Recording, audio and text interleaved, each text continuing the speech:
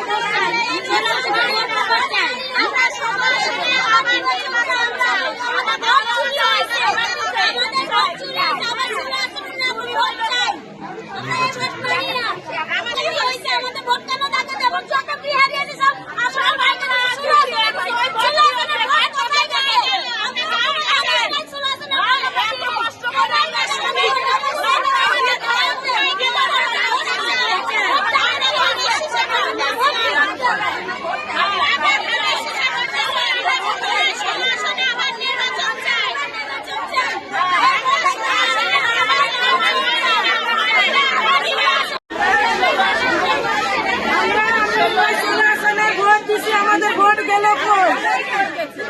আমাদের ভোট গেল কই? ভোট চুরি হয়েছে, ডাকাতি হয়েছে, ভোট চুরি হয়েছে, ডাকাতি হয়েছে।